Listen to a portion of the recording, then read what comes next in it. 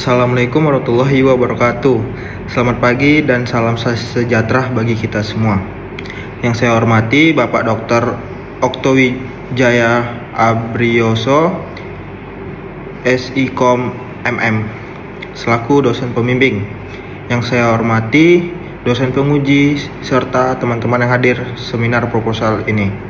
Perkenalkan, nama saya Muhammad Alfarazi Ramadan dengan NIM 23612180 dari program studi S1 Manajemen STIE Pembangunan. Pada kesempatan ini saya ingin mempresentasikan proposal penelitian yang berjudul pengaruh gaya hidup terhadap keputusan pembelian produk fashion pada generasi Z di Kota Tanjung Pinang. Penelitian ini dilakukan untuk mengetahui apakah gaya hidup yang dimiliki generasi Z dapat mempengaruhi keputusan mereka dalam membeli produk fashion. Nah, sekarang ada pada latar belakang. Pada era digital saat ini, perkembangan teknologi dan media sosial berkembang dengan sangat cepat. Kehadiran berbagai platform media sosial seperti Instagram, TikTok, dan Facebook membuat semakin mudah memperoleh informasi, termasuk informasi mengenai tren fashion yang sedang populer. Nah, generasi Z merupakan generasi yang lahir dan tumbuh di tengah perkembangan teknologi digital. Oleh karena itu, mereka sangat aktif menggunakan sosial media dalam kehidupan sehari-hari. Media sosial tidak hanya digunakan sebagai sarana komunikasi, tapi juga menjadi sumber informasi dan inspirasi dalam menentukan gaya berpakaian. Saat ini, produk fashion tidak hanya digunakan untuk memenuhi kebutuhan, tetapi juga menjadi sarana untuk menunjukkan identitas diri, meningkatkan rasa percaya diri, dan mengikuti perkembangan tren yang sedang berlangsung. Selain itu, juga muncul fenomena fast fashion untuk fashion semakin mudah diperoleh dengan berbagai model dan harga yang menarik. Kondisi ini menyebabkan banyak generasi Z melakukan pembelian produk fashion bukan hanya untuk berdasar kebutuhan, tetapi juga karena gaya hidup yang dimiliki. Selanjutnya ada rumusan masalah dan tujuan penelitian. Berdasarkan latar tersebut, terdapat beberapa rumusan masalah dalam penelitian ini. Pertama, bagaimana gaya hidup generasi Z di Kota Tanjung Pinang. Dan yang kedua, bagaimana keputusan pembelian produk fashion pada generasi Z di Kota Tanjung Pinang. Dan yang ketiga, apakah gaya hidup berpengaruh terhadap keputusan pembelian produk fashion pada generasi Z di Kota Tanjung Pinang. Keempat, seberapa besar pengaruh gaya hidup terhadap keputusan pembelian produk fashion pada generasi Z di Kota Tanjung Pinang. Adapun tujuan penelitian ini adalah untuk mengetahui kondisi gaya hidup generasi Z, mengetahui keputusan pembelian produk fashion yang mereka lakukan, menganalisis pengaruh gaya hidup terhadap keputusan pembelian, serta mengetahui besarnya pengaruh tersebut. Dan adalah landasan teori.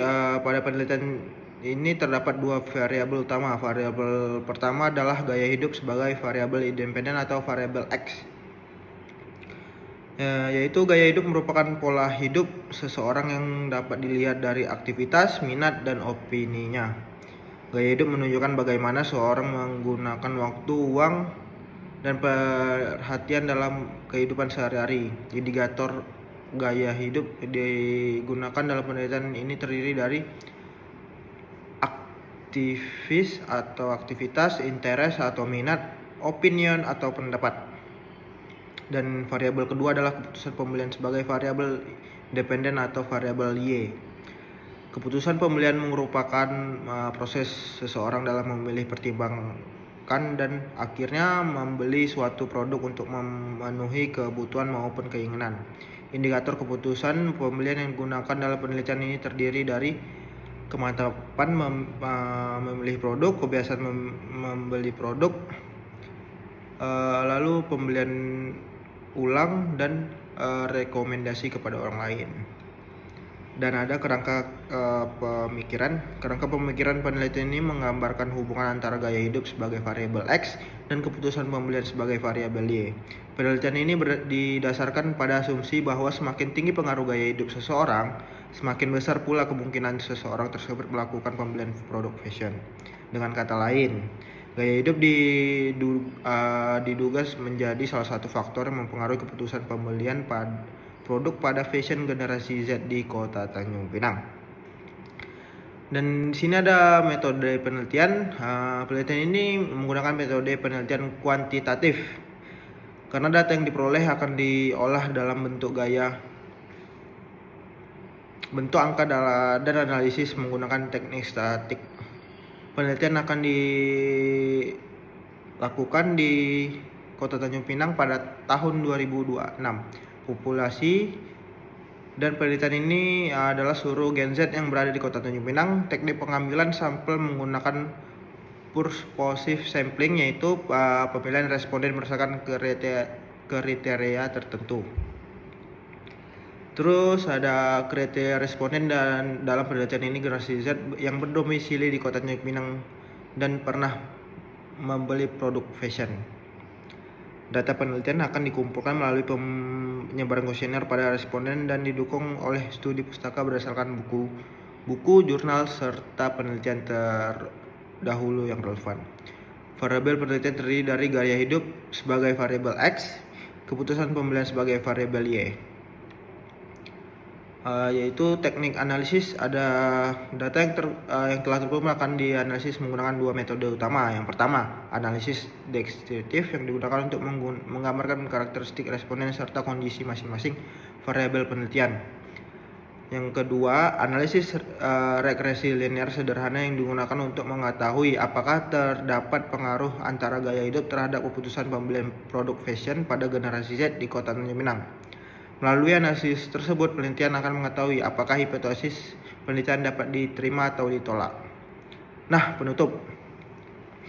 Demikian presentasi seminar proposal yang saya sampaikan mengenai penelitian yang berjudul Pengaruh Gaya Hidup terhadap Keputusan Pembelian Produk Fashion pada Generasi Z di Kota Tanjung Pinang.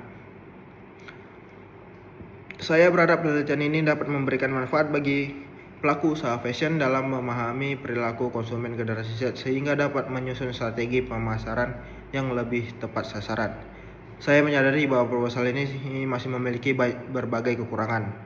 Oleh karena itu, saya sangat mengharap kritik, saran, dan masukan membangun dari Bapak Dr. Oktojaya Abrioso, SI.Com, MM, sebagai dosen penguji, dan serta seluruh peserta seminar demi menyempurnakan penelitian ini. Terima kasih atas perhatian yang diberikan. Assalamualaikum warahmatullahi wabarakatuh.